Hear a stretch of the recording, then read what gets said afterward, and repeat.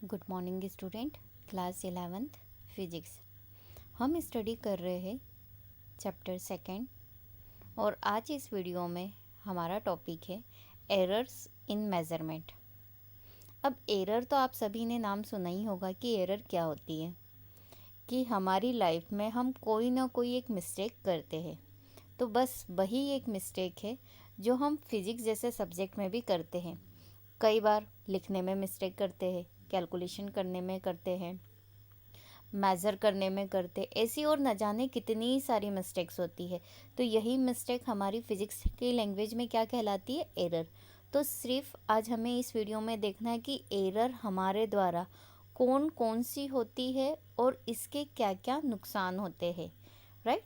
तो आज का हमारा टॉपिक है एरर्स इन मेज़रमेंट, कि मेज़रमेंट करते वक्त हम क्या क्या एरर होती है।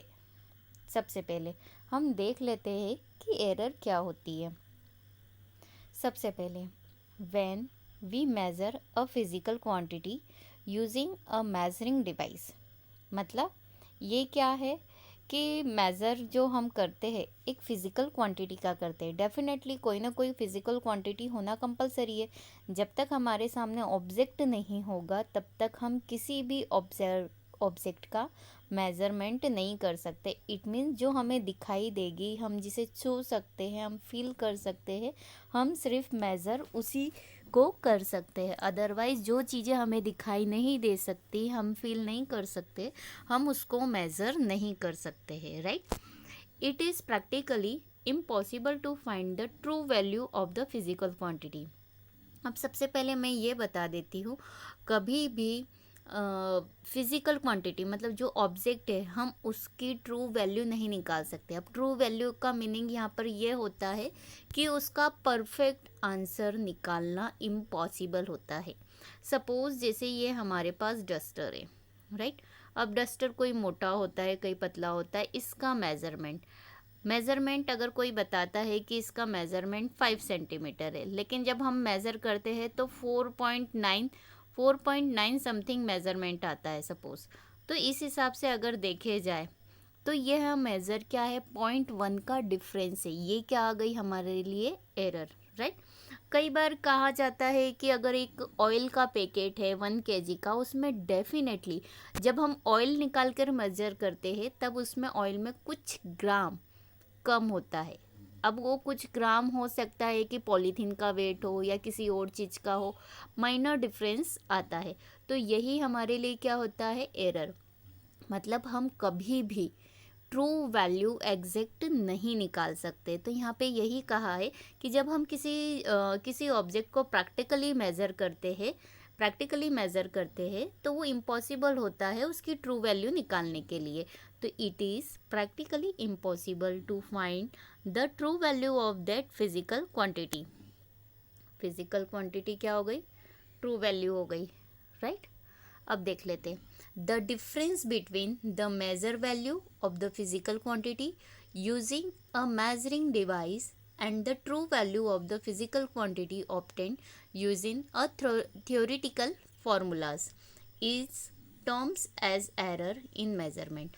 कई बार क्या होता है कि जो हमारी वैल्यू एग्जैक्ट नहीं आती है, राइट, जिसे बताया गया है कि 5 सेंटीमीटर होना चाहिए, लेकिन जब हम मेज़र करते हैं तो 4.9 आता है। तो कई बार जो फिक्स वैल्यू है और हम जो मेज़र करके निकालते हैं उन दोनों वैल्यूज़ को मिलने के लिए उसके बीच में डेफिनेटली कोई ना कोई डिफरेंस होता है। अब कुछ छोटी चीज़ों में डिफरेंस तो हमें क्लियर समझ में आ जाता है, लेकिन कोई ऑब्जेक्ट का ऐसा बड़ा बड़ा कैलकुलेशन रहता है कि जिसको मेज़र करने में कहीं ना कहीं एक माइनर डिफरेंस आता है।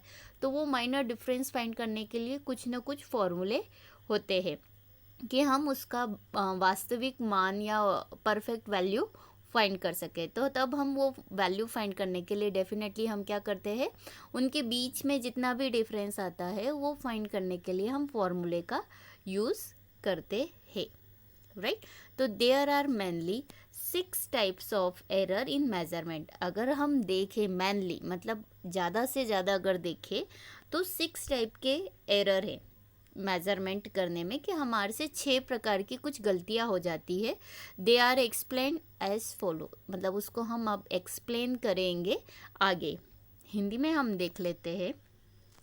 जब हम किसी मापक यंत्र का उपयोग करके किसी भौतिक राशि मात्रा को मापते हैं तो उस भौतिक मात्रा का सही मान ज्ञात करना व्यवहारिक रूप से असंभव है।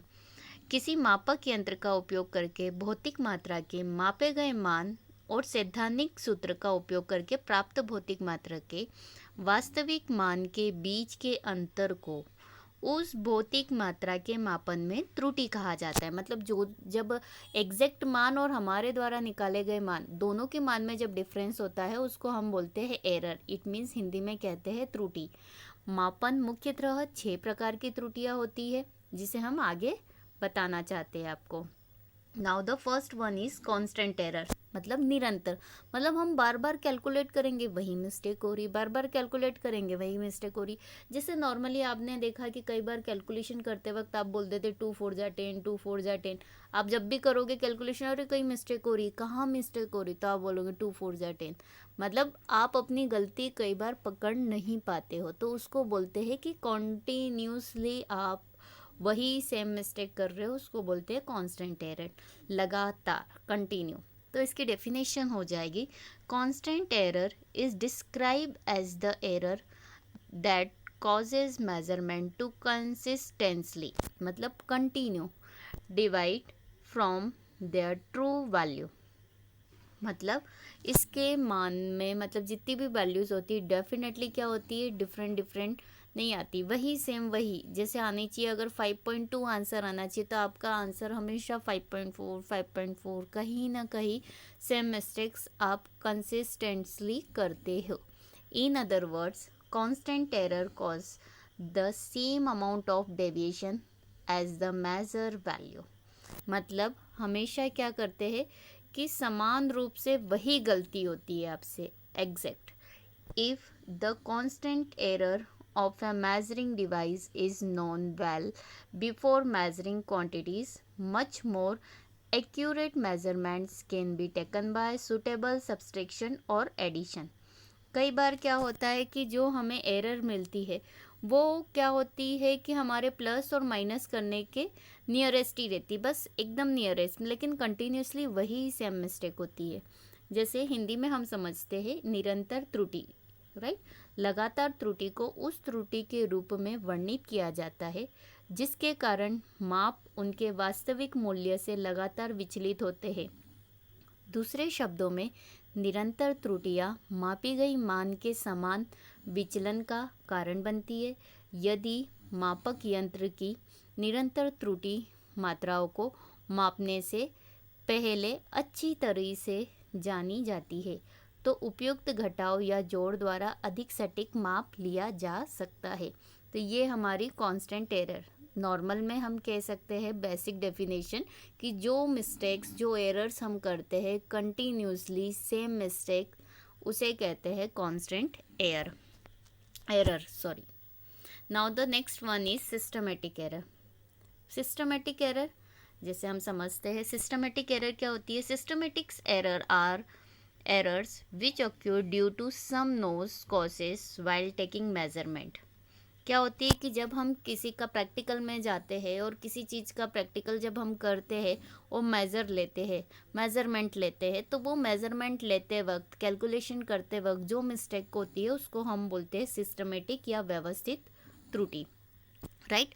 तो systematic errors is divided into 4 parts. मतलब कितने पार्ट्स में उन्होंने डिवाइड करा है, 4 parts.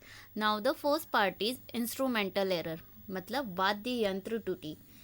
This error occur due to poor calibration of the measuring device और द मेजरिंग एपरेटस।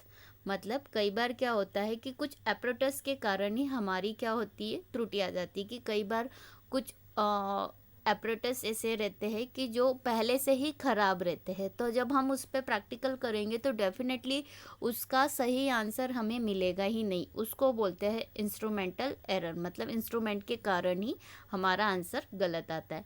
सेकेंड है ऑब्जर्वेशनल एरर, मतलब जो हम उसको देख रहे हैं, हम प्रैक्टिकल कर रहे हैं, हमारे कारण मिस्टेक, तो वो हो जाएगी this error occurs due to poor observation by the observer. मतलब जो हमारा कैलकुलेशन है हमारे द्वारा सही रूप से ध्यान न देने के कारण गलती होती है while taking measurements.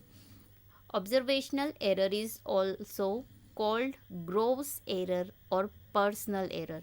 It means कि हिंदी में कहेंगे अवलोकन संबंधी त्रुटि। यह त्रुटि माप लेते समय प्रेक्षक द्वारा खराब अवलोकन के कारण होती है।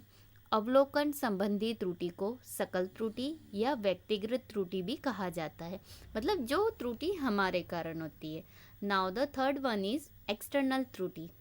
मतलब एक्सटर्नल मतलब बाहरी त्रुटि, जिसके कारण जैसे कोई मेजरमेंट गर्मी के दिनों में होता है, कोई टेम्परेचर पे डिपेंड करता है, तो नॉर्मल टेम्परेचर 25 डिग्री सेल्सियस होता है, लेकिन ठंड में वो डिग्री चेंज हो जाती है, टेम्परेचर चेंज हो जाता है, बारिश में चेंज हो जाता है, तो कुछ टेम्परेचर के कारण ख़राब हो जाता है।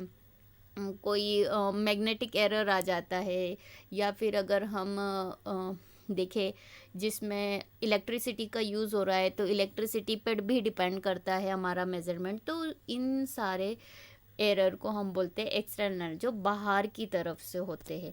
तो this error occurs due to external factors like temperature, pressure, presence of electric field और मैग्नेटिक फील्ड एक्सेट्रा। मतलब जो बाहरी त्रुटि के कारण जैसे तापमान, दबाव, विद्युत क्षेत्र की उपस्थिति या चुंबकीय क्षेत्र आदि के कारण होती है। Right, now the fourth one is experimental technique error. जो एक्सपेरिमेंट टेक्निक एरर के कारण होती है, प्रायोगिक तकनीक त्रुटि। It means this error occurs due to poor experimental techniques and lack of knowledge of clear procedure of measurement। क्या होता है कि यह त्रुटि खराब प्रयोगात्मक तकनीकों और माप की स्पष्ट प्रक्रिया के ज्ञान की कमी के कारण होती है। अब ज्ञान की कमी इट मीन्स कि जब हम प्रैक्टिकल करते हैं और उसका कैलकुलेशन करते हैं, तो जब कैलकुलेशन करने में हमारे पास प्रॉपर नॉलेज नहीं होता है, फॉर्मूला हमें प्रॉपर पता नहीं होता है, तो प्रायोगिक त्रुटि के कारण जो मेजरमेंट में आंसर में जो प्रॉब्लम क्रिएट होती है उसे हम बोलते हैं प्रायोगिक तकनीक त्रुटि। इट मीन्स सिस्टमेटिक एरर को कितने पार्ट्स में डिवाइड करा है? 4। It means first one is instrumental error, second observational error, third external error and the fourth experimental technique error. Clear? Now the next one is random error. मतलब suddenly अपने आप mistake हो जाती है, नाम से ही लग रहा है रेंडम एरर। हम देख लेते हैं। Random error depends on the capabilities of the observer. मतलब जो रेंडम एरर होती है पूरी की पूरी डिपेंड किस पे होती है? ऑब्जर्वर पर होती है। मतलब उसके कैलकुलेशन करने की क्षमता पे डिपेंड करता है या प्रैक्टिकल करने की क्षमता पे डिपेंड करता है, और ये एरर उन्हीं के कारण होती है। This error is caused by carelessness of the observer while taking measurement. मतलब उसकी लापरवाही के कारण ये एरर होती है। In order to reduce random error, multiple measurements of the same physical quantity are taken and the mean value of these readings is taken to get an accurate value of the physical quantity। कई बार क्या होता है कि ये random errors आती है, फिर हम क्या करते हैं कि हम कई बार उस ऑब्जेक्ट का मेजरमेंट करते हैं। मतलब सपोज एक डस्टर है, उसका मेजरमेंट हम करेंगे। सपोज एक डस्टर है, उसका हम मेजरमेंट करेंगे 1 बार, 2 बार, 3 बार, ऐसे हम कितने टाइम्स करेंगे? n times. और हर बार इसका आंसर क्या आया? अलग अलग आया सपोज। अब हमें कैसे पता चलेगा कि इन सभी का आंसर सेम है? मान लो आपने 5 बार वैल्यू निकाली, पाँचों बार इसका आंसर अलग अलग आया, तो आपको नहीं पता चलता है कि एक्यूरेट आंसर क्या है। तब उस केस में हम क्या करेंगे? इन पांचों वैल्यू को क्या करेंगे? प्लस और डिवाइडेड बाय n, उसको बोलते हैं मीन वैल्यू। तो पाँचों को प्लस करके 5 से हम डिवाइड करेंगे तो ये मीन आंसर आ जाएगा। आई होप आपको समझ में आ गया कि ये कैसे आया। क्लियर?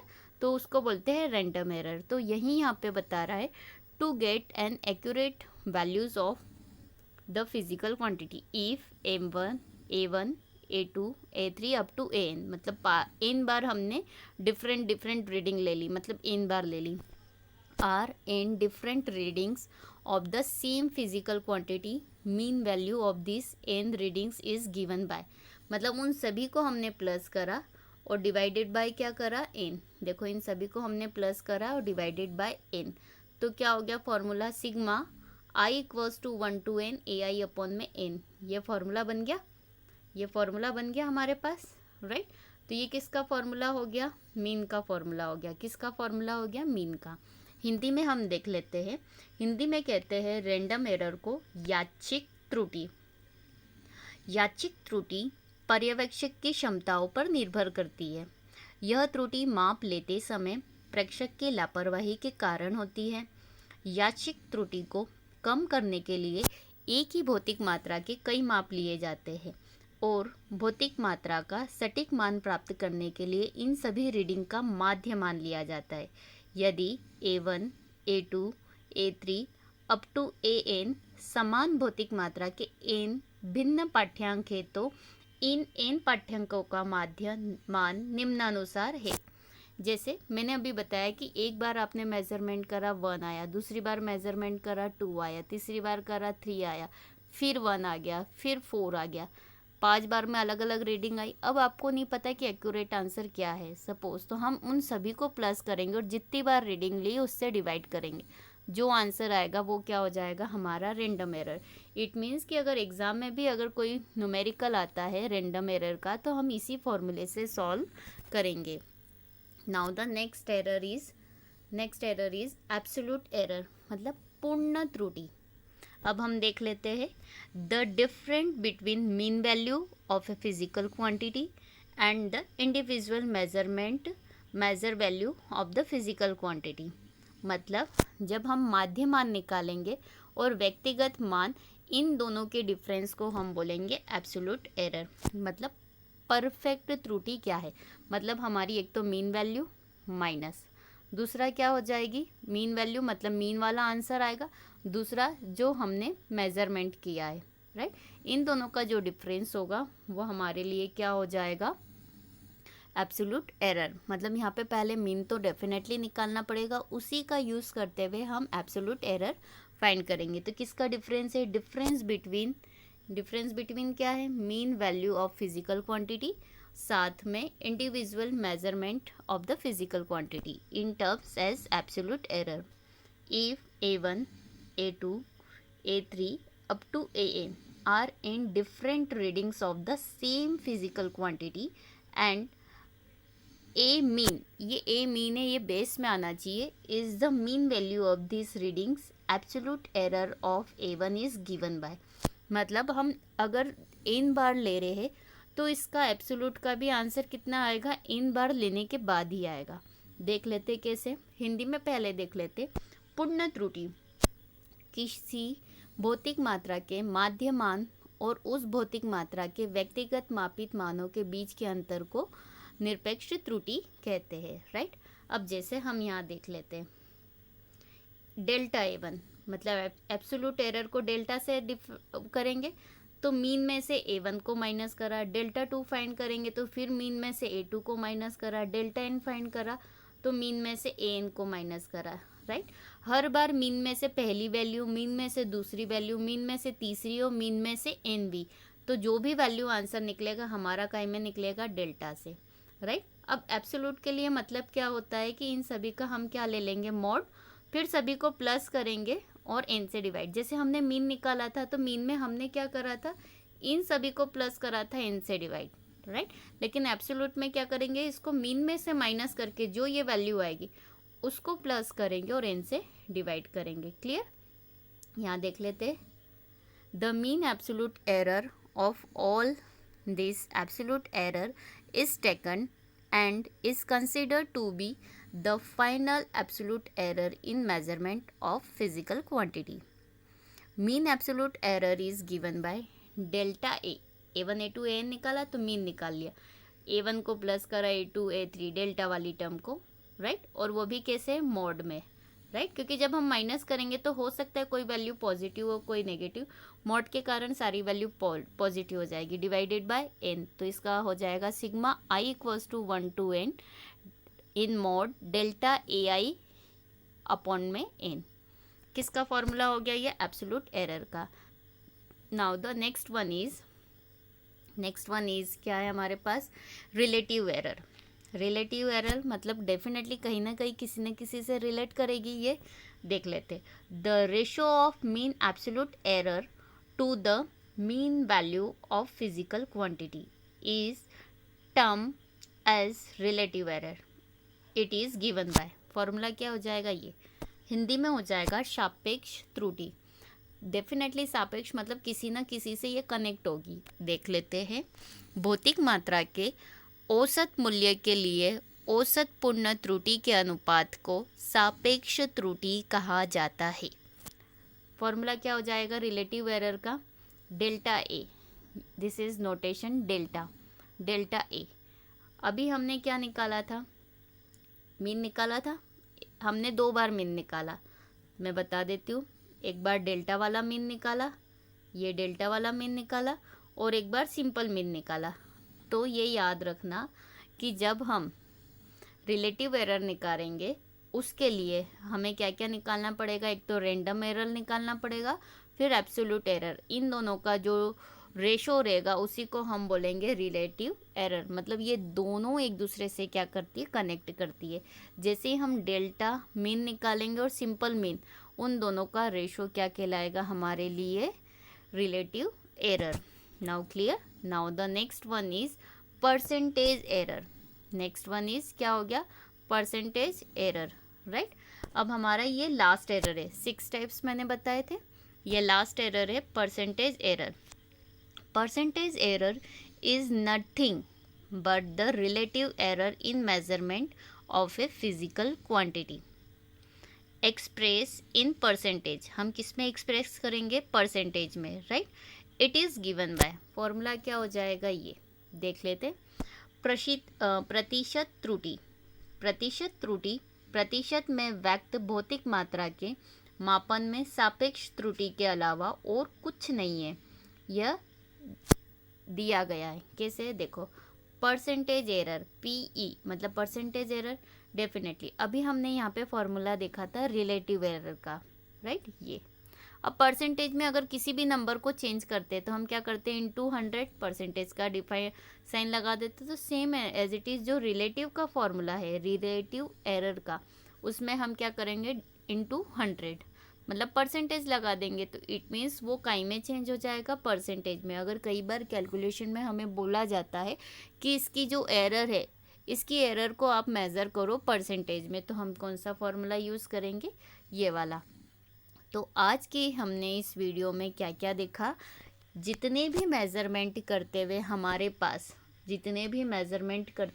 पास एरर होती है, रेंडमली, सिस्टमेटिक, परसेंटेज, रिलेटिव, ऐसी और भी बहुत सारी होती है मिस्टेक्स, उसको एरर बोलते हैं। और ये एरर आज हमने इस वीडियो में देखी कि आपके द्वारा प्रैक्टिकल करते वक्त कौन कौन सी एरर होती है।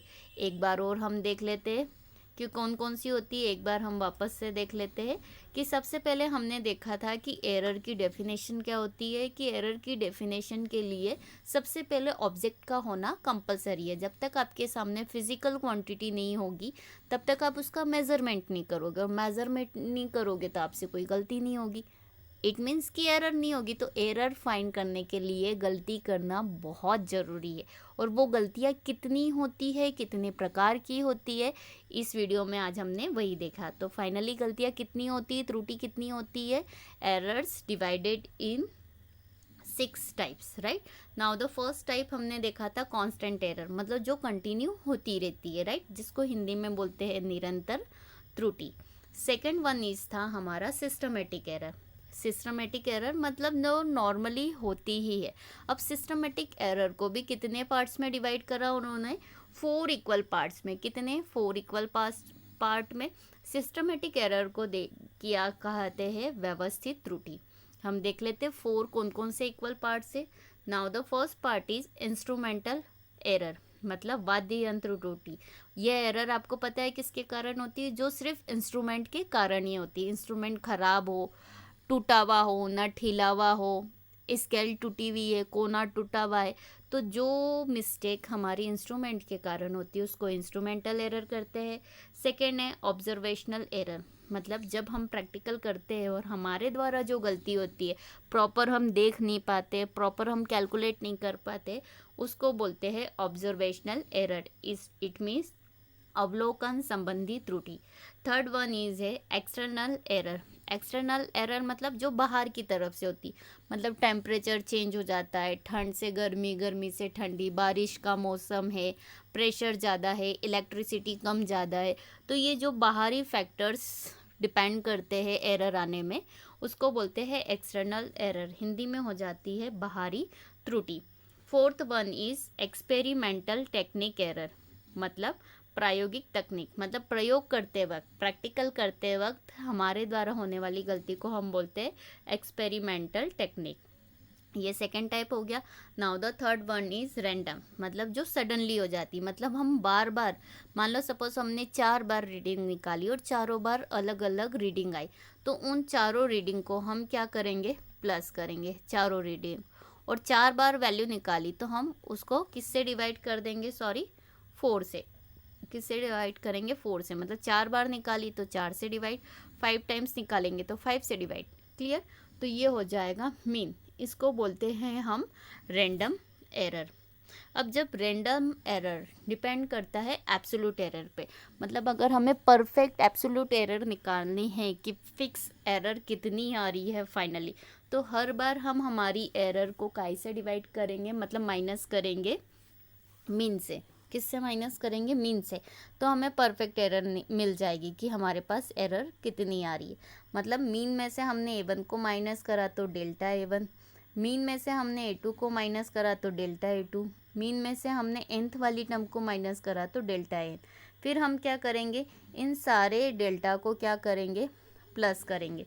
सारे डेल्टा को हम क्या करेंगे? प्लस करेंगे, और जितनी बार हमने प्लस करा है नंबर ऑफ उसी टर्म से हम क्या कर देंगे? डिवाइड। यहाँ पे हमने इन डेल्टा को प्लस करा तो डिवाइडेड बाय n, राइट? ये डेल्टा हो जाएगा mean. Clear? Now the next हो जाएगा रिलेटिव। रिलेटिव एरर का फॉर्मूला क्या हो जाता है बेसिकली, कि जो रैंडम और किस पे डिपेंड करता है? एब्सोल्यूट एरर पे। इन दोनों का रेशो क्या कहलाएगा हमारे लिए? Relative error. तो यहाँ पे यही बताया है कि the ratio of mean absolute error और टू द मीन वैल्यू, दोनों का जो रेशो है वही हमारे लिए क्या हो जाएगा? Relative error, and it is denoted by delta A. Now clear? It is denoted by delta A. Clear हो गया? ये था हमारा फिफ्थ टाइप, रिलेटिव एरर। और नाउ द लास्ट टाइप है हमारा, कौन सा है? Percentage error. तो जो डेफिनेटली किस पे डिपेंड करता है? परसेंटेज एरर किस पे डिपेंड करता है हमारा? जो अभी हमने निकाला, कौन सा? रिलेटिव एरर पे। मतलब उसमें जो भी वैल्यू आएगी, उसमें हम क्या कर देंगे? इंटू 100। इट मीन्स वो किस में चेंज हो जाएगा? परसेंटेज एरर में। तो आज इस वीडियो में हमने एरर पढ़ी, एरर कैसी होती है, कितने प्रकार की होती है, उसके फॉर्मूलेस क्या होते हैं। तो इन फॉर्मूलेस से और इनके टाइप से हमने क्या देखा कि एरर कैसे फाइंड कर सकते हैं। तो आज की इस वीडियो से आप न्यूमेरिकल भी आसानी से सॉल्व कर सकते हैं। Thank you.